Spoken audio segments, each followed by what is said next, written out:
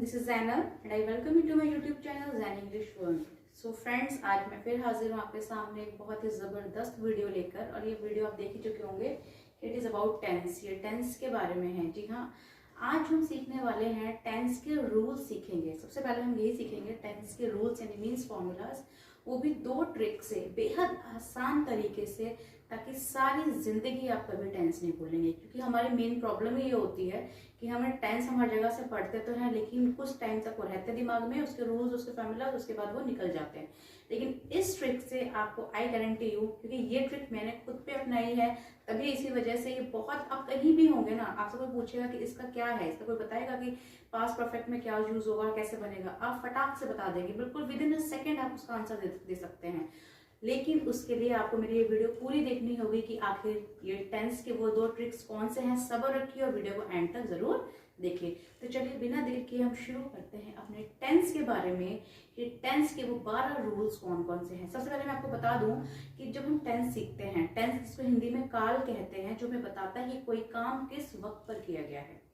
इसी वजह से अब काम तो बहुत सारे टाइम पे किया जाता है। एक काम हो चुका है, हो रहा है और होएगा, यानी कि प्रेजेंट, पास्ट, फ्यूचर 3 चीज में डिफाइन कर दिया जाता है। लेकिन उसके बावजूद भी कुछ काम ऐसे होते हैं जिनके 4 कैटेगरीज में बताया गया है। अब मान लीजिए जैसे कि मैं पढ़ाती हूँ, मैं पढ़ा रही हूँ, मैं पढ़ा चुकी हूँ और मैं 2 घंटे से पढ़ा रही हूँ। ये चारों सेंटेंस मेरे प्रेजेंट के थे, लेकिन ये डिफरेंट है क्योंकि यहाँ पे टाइम डिफरेंट बता रहा है। टाइम की वजह से आपको यहाँ पे क्लैरिटी हो जाती है कि ये डिफरेंट है। इसी वजह से टेंस की 12 कैटेगरी हैं। टेंस को 12 भागों में यानी 12 पार्ट्स में डिवाइड किया गया है। और इसीलिए हमें वो थोड़े ट्रिकी लगते हैं, but they are not tricky. वो बिल्कुल ट्रिकी नहीं है, बहुत ईजी है। चलिए हम शुरू करते हैं। सबसे पहले अबाउट टेंस, तो सिंपल ट्रिक सीखेंगे पास्ट, प्रेजेंट और फ्यूचर के बारे में। यहाँ पे मैंने चारों पार्ट्स लिखे हैं। ये वो नेम है जो तीनों में यूज होंगे। मतलब पास्ट इंडेफिनिट होगा तो प्रेजेंट इंडेफिनिट भी होगा और फ्यूचर इंडेफिनिट भी आपका होगा। समझ रहे हैं? इस तरीके से ये यूज होगा। लेकिन उससे पहले मैं आपको बता दूं, जब हम टेंस सीखते हैं या फिर इंग्लिश स्टार्ट करते हैं, तो हमें एक सबसे इम्पॉर्टेंट चीज का ध्यान रखना होता है। वो चीज क्या है? वो चीज ये है कि जब भी आप कोई सेंटेंस बनाएंगे, वो इस चीज को लेके आपको फॉलो करना होगा। Subject, verb, object. Subject, verb, object, ये आपका कोई भी सेंटेंस बनाने का तरीका है।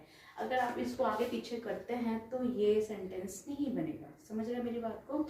ये आपको फॉलो करना है।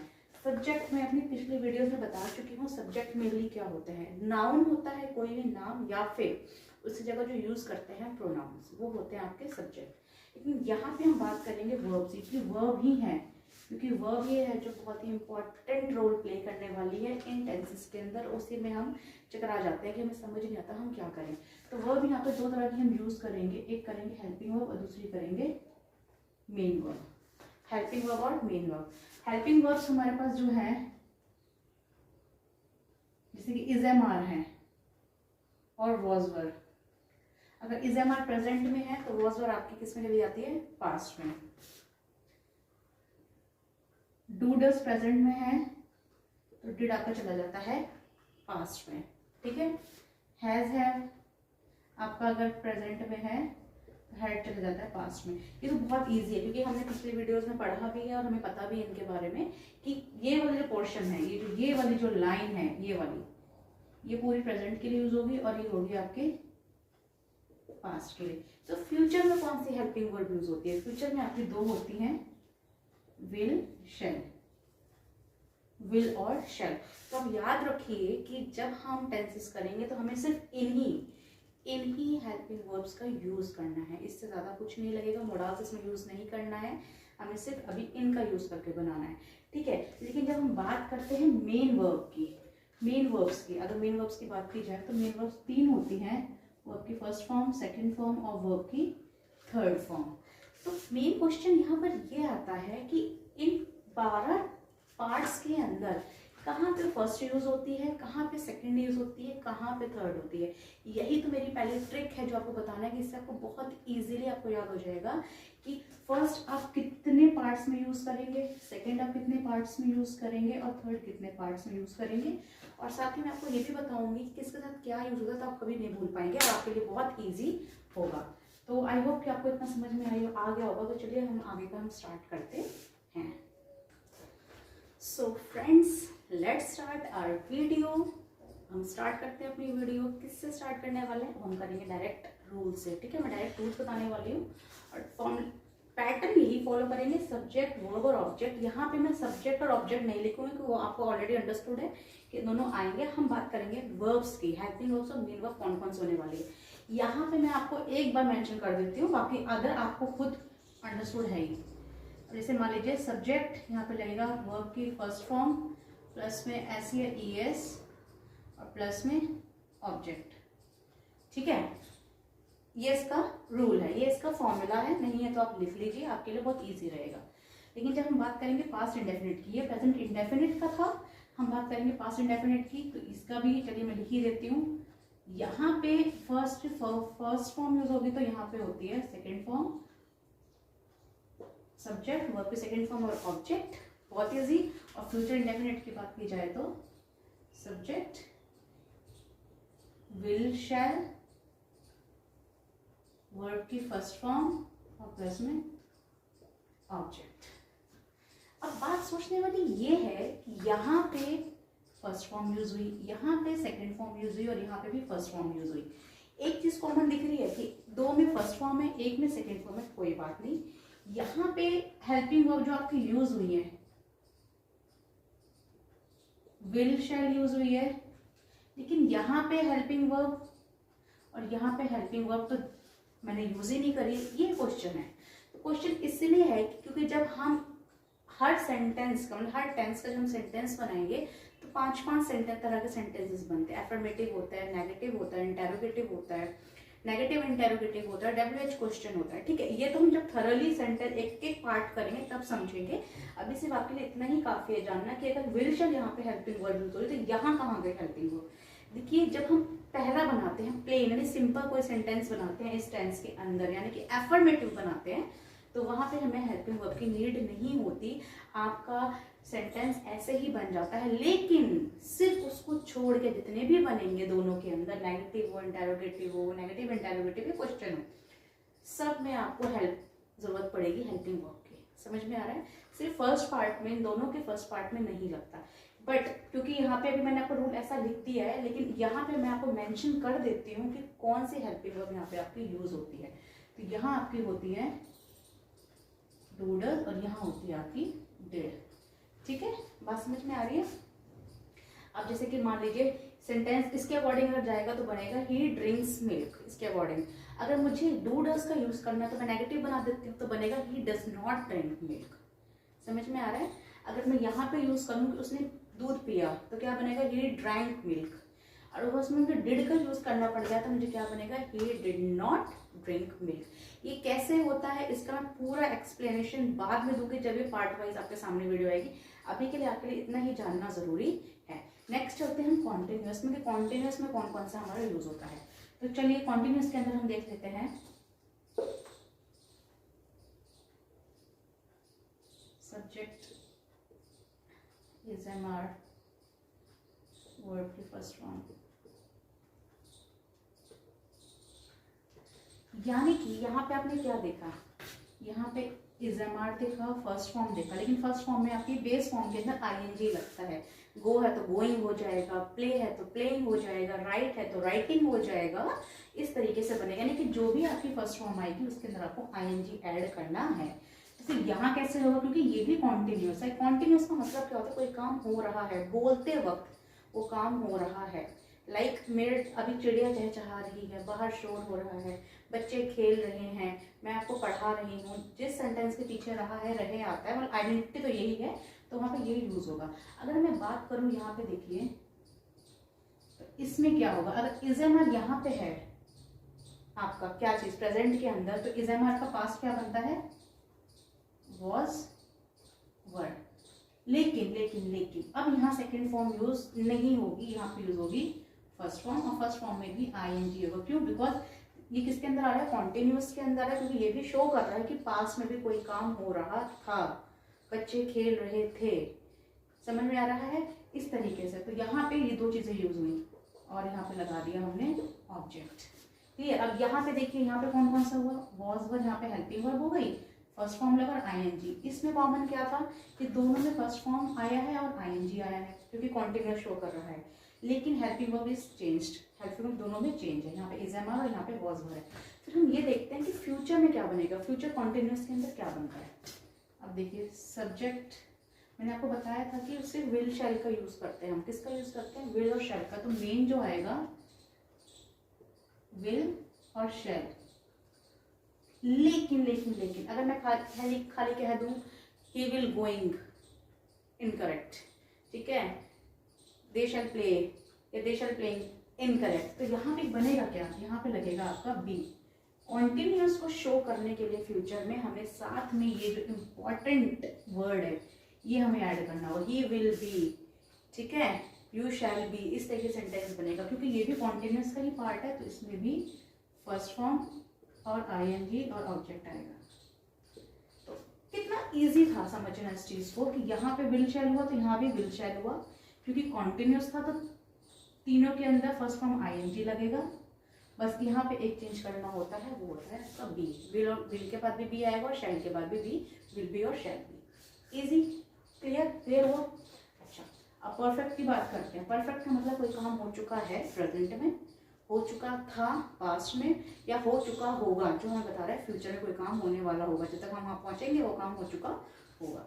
यहाँ पे क्या है, सब्जेक्ट हैज और हैव, हैज और हैव, वर्ब की third form object, has have verb की थर्ड फॉर्म ऑब्जेक्ट।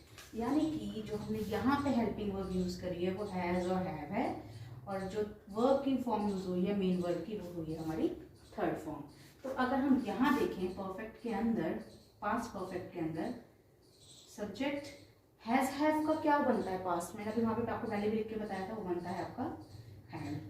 अच्छा, क्योंकि परफेक्ट है तो परफेक्ट में वर्ब की थर्ड फॉर्म आना कंपल्सरी है। हैज हैव और हैड के साथ वर्ब की थर्ड फॉर्म जरूर आती है, ठीक है। तो यहाँ पे आपका ये आ गया और आपका बन गया। सिंपल, कितना सिंपल है। जो आपको अगर पता है कि यहाँ पे डू डज है तो यहाँ डिड हो जाएगा हेल्पिंग वर्ब में, यहाँ पे इज एम आर है तो यहाँ पे वॉज वर हो जाएगा, ठीक है, यहाँ पे हैज हैव है तो यहाँ पे हैड हो जाएगा। अब देखिए यहाँ पे भी क्योंकि हैज हैव और हैड के साथ हमारी कौन सी फॉर्म जाती है वर्ब की, मेन वर्ब की, वो जाती है थर्ड फॉर्म, ठीक है।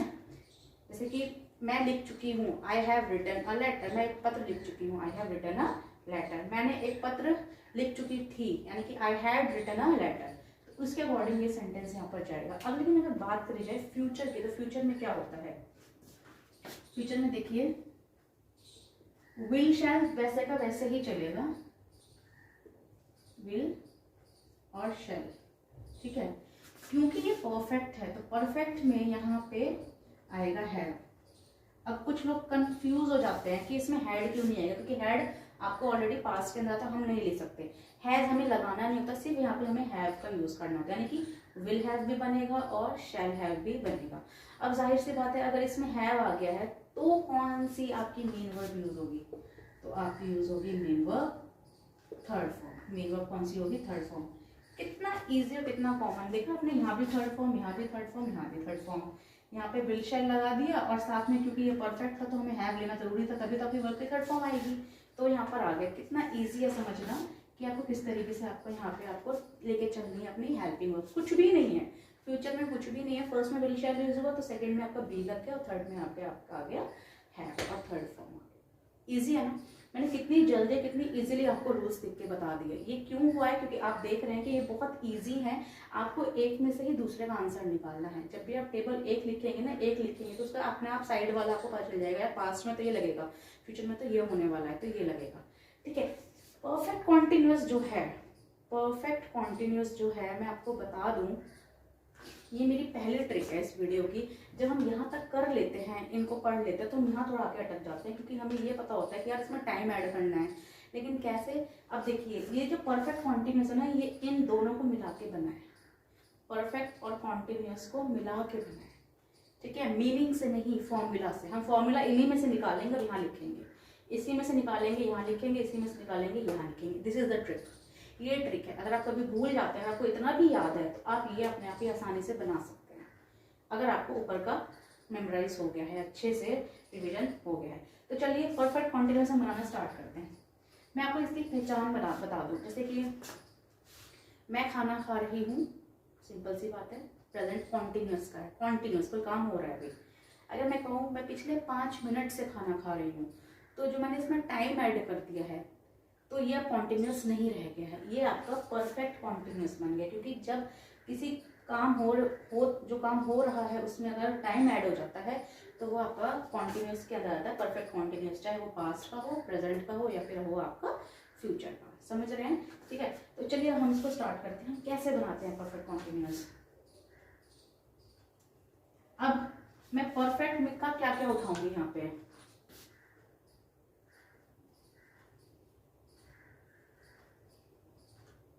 मैंने हैज और हैव उठाया। मैंने बताया ना परफेक्ट में मेन जो लगता है वो हैज और हैव लगता है, लेकिन साथ में फिर कॉन्टिन्यूस है तो वर्ब की थर्ड फॉर्म नहीं लगाएंगे, तो हम क्या लगाएंगे, पहले बीन लगाएंगे। बीन लगाना जरूरी है क्योंकि बीन क्या है, been is already third form, be was been, first form be है, सेकेंड फॉर्म वॉज है, थर्ड फॉर्म बीन है, तो बीन यहाँ पे आ चुका है। अब मुझे कॉन्टिन्यूस का कुछ हिस्सा उठाना है। कॉन्टिन्यूस में आपकी कौन सी वर्ब चलती है, हमेशा first form ING, first form ING, first form ING. मैं ये लगा दूंगी,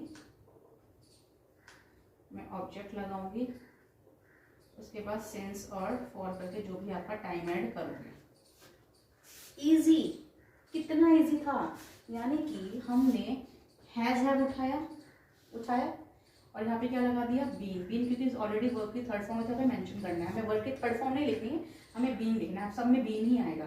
कॉन्टिन्यूस का हमने ये पोर्शन उठा लिया, ये हमें लगाना ही होता है, और क्योंकि आपको पता है इसमें टाइम ऐड होगा तो सेंस फॉर करके आपका सेंटेंस बन जाएगा।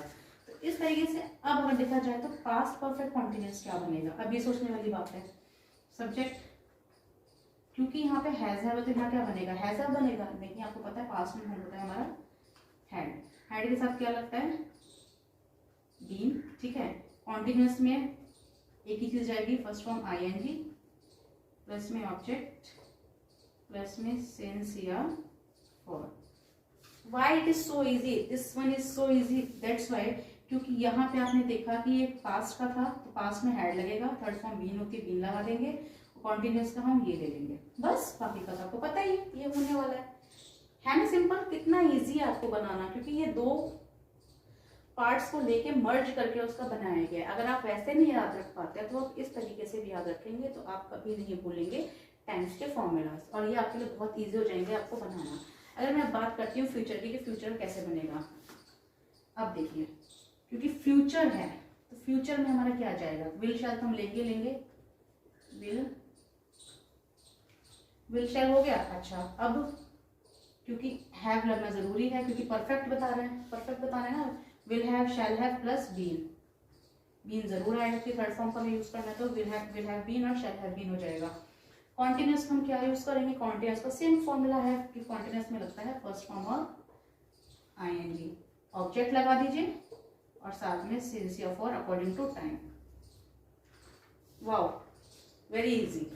विल शैल, एक चीज देखा आपने, विल शैल सब में चल रहा है, एक एक वर्ड पीछे चेंज होता गया है, लेकिन वो अकॉर्डिंग चेंज हुआ है कि अगर वो कॉन्टिन्यूस का था तो बी लगा दिया था, खाली परफेक्ट का था तो हमने हैव लगा दिया था। अब क्योंकि परफेक्ट कॉन्टिन्यूस है तो हैव और बीन दोनों लगा देंगे। तो ये तरीका है आपका करने का। तो मेरा जो फर्स्ट ट्रिक थी वो यही थी, समझना कि आप कैसे सेकेंड और थर्ड को मर्ज करते हो, प्लस करते हो, तब जाके आपका फोर्थ पार्ट आता है, सारे का सारा। कितना इजी था। अगर आपको अभी भी आपको लग रहा है थोड़ी कंफ्यूजन है तो आप इस वाले पोर्शन को दोबारा से देख सकते हैं, रिवाइंड करके बैक जाकर कि ये कैसे कैसे बनाया गया। आई नो देखने में तो लग रहा है कि भाई कितने सारी चीजें हो गई हैं, लेकिन आई बहुत ईजी है, बहुत आसान है, आपको समझ में आ गया। अब मैं आपको बताने वाली हूँ सेकेंड ट्रिक मेरी क्या थी, अब आप जल्दी से देख लीजिए वो सेकेंड ट्रिक क्या थी याद करने की। कि कुछ लोगों को ये ध्यान में नहीं रहता यार कि फर्स्ट फॉर्म कहाँ लगाएं, सेकेंड फॉर्म कहाँ लगाएं, थर्ड फॉर्म कहाँ लगाएं।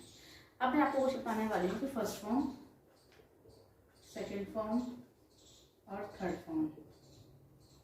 ठीक है, फर्स्ट फॉर्म देखना शुरू करिए मेरे साथ। पहले वाले पार्ट में सिर्फ और सिर्फ प्रेजेंट में यूज हुई और उसके बाद फ्यूचर में यूज हुई, तो यानी कि एक प्रेजेंट में एक फ्यूचर में दो, कॉन्टिन्यूस में सब में यूज होगी, क्योंकि कॉन्टिन्यूस के अंदर आप आईएनजी सिर्फ फर्स्ट फॉर्म में ही लगा सकते हैं और कहीं नहीं लगा सकते। तो आपको याद रखने वाली चीज है कि चाहे आप कॉन्टिन्यूस आप किसी का भी बना रहे होंगे, ठीक है, तो वहां पे फर्स्ट फॉर्म ही आएगी। तो आपने देखा यहाँ पे तीनों में फर्स्ट फॉर्म यूज हुई है, नो प्रॉब्लम। परफेक्ट में थर्ड फॉर्म यूज, ये मत लीजिए। अब परफेक्ट कॉन्टिन्यूस में, क्योंकि इसमें भी कॉन्टिन्यूस आ रहा है, तो यहाँ पे देखिए फर्स्ट फॉर्म है, फर्स्ट फॉर्म है, फर्स्ट फॉर्म, तो it means 1 2 3 first form use हुई है, 4 5 6 फर्स्ट फॉर्म, 7 और 8, यानी कि 8 पार्ट्स में, सेंटेंस के 8 पार्ट्स में फर्स्ट फॉर्म यूज होती है। कितना आसान था। पहले इंडेफिनिट में 2 में होगी, कॉन्टिन्यूस में जितने भी सब में होगी, बस और कहीं नहीं। फिर जो सेकेंड फॉर्म है सिर्फ और सिर्फ आपका पास्ट इंडेफिनिट में होती है, सिर्फ और पास्ट इंडेफिनिट के, वो भी एफर्मेटिव में, यानी कि जब आप बनाएंगे तो सिर्फ एक में यूज होगी, अदरवाइज किसी में यूज ही नहीं होती। लेकिन है इंपॉर्टेंट, तो आपको याद करना पड़े, क्योंकि सेंटेंसेस बनते हैं, टेंस होता है, बहुत इजी। अच्छा, अगर हम बात करें वर्ब की थर्ड फॉर्म, तो थर्ड फॉर्म सिर्फ होती है परफेक्ट टेंसेस में, वो भी तीनों के थर्ड पार्ट में, चाहे वो पास्ट परफेक्ट हो, प्रेजेंट परफेक्ट हो, या फिर फ्यूचर परफेक्ट हो। तो ये थी हमारी सेकेंड ट्रिक याद करने की कि आपको कौन सी फॉर्म कहाँ लगानी है। आपको अब समझ में आया कि मेरा तरीका क्या था। ये वो तरीका है जिसकी वजह से मुझे आज भी ये टेंसेस इस तरह से टिप्स पे याद है। मुझे 3.5-4 साल हो चुके हैं टीचिंग को छोड़े हुए स्कूल, ठीक है, लेकिन स्टिल बिकॉज मुझे अच्छा लगता है बच्चों को पढ़ाना, इस तरीके से बताना, मुझे ये बहुत अच्छे तरीके से मैंने लोगों के साथ शेयर भी किया है, और उनको भी ये बड़ा बेनिफिट हुआ इस चीज़ का, कि जो वैसे रटते थे, कोशिश करते थे कि ये चीज़ याद हो जाए, क्योंकि कहीं ना कहीं एग्जाम्स के अंदर हम भूल जाते हैं, क्योंकि अब तो हमें तो खैर हो चुका है, क्योंकि बहुत सारे प्रैक्टिस हो चुकी है, पढ़ाया जा चुका है, लेकिन जो लोग फर्स्ट सेकेंड थर्ड टाइम होते हैं वो अक्सर भूल जाते हैं, वो अक्सर कन्फ्यूजन क्रिएट कर देते हैं अपने माइंड के अंदर, क्योंकि इसके बाद भी हम क्या नरेशन भी सीखेंगे, वॉइसेस भी सीखेंगे, जब तक हमें यहाँ पे श्योरिटी नहीं होने वाली ना अपने टेंस के रूल्स की, तो हम वहां तो कर ही नहीं सकते। तो अपना बेस पहले इंपॉर्टेंट बनाइए, आप जानिए कि this table is so easy, ठीक है। इसके बाद जब वीडियोस आएंगी, वो 1-1 पार्ट करके जो आएंगी, वहां पे आपको एक्सप्लेन किया जाएगा कि अगर ये रूल है तो इसको हम सेंटेंस आके कैसे बनाते, क्योंकि किसी भी जैसे मैथ्स में कोई सम करते हैं, कोई क्वेश्चन करते हैं, तो उसके लिए हमारे पास पता होता है कि यार इस सम क्या कहते हैं क्वेश्चन के अंदर हमें ये फॉर्मूला पुट करना है, तब जाके हमारा सही आउटकम, सही आंसर आएगा। सेम फॉर दिस, अगर हमें पता है कि हमें इस टेंस को बनाना है तो हमें यही फॉर्मूला लगाना है, हम अगर कोई भी गड़बड़ करेंगे तो हमारा वो सेंटेंस नहीं बनेगा, वो टेंस का नहीं होगा। और अगर हम स्टूडेंट हैं, हम अपीयर होते हैं किसी भी एग्जाम्स के अंदर, तो हमें पता होना चाहिए कि what are the basic rules to know about tenses. So these are the 2 main basic tricks which I know, जो मुझे पता है और मैं आपके साथ शेयर कर रही हूँ, ताकि आपको ये बहुत ज़्यादा फायदा दे। तो आई होप कि आपको अगर मेरी वीडियो पसंद आई होगी तो प्लीज़ इसे लाइक शेयर सब्सक्राइब जरूर कीजिएगा, और हाँ, अपने फ्रेंड्स के साथ शेयर करना ना भूलेगा, ताकि वो भी टेंस के अनोखे अंदाज में पढ़ सकें और समझ सकें। तब तक के लिए मैं आपसे लेती हूँ विदा, ख्याल रखिए अपना, अल्लाह हाफिज़, बाय बाय।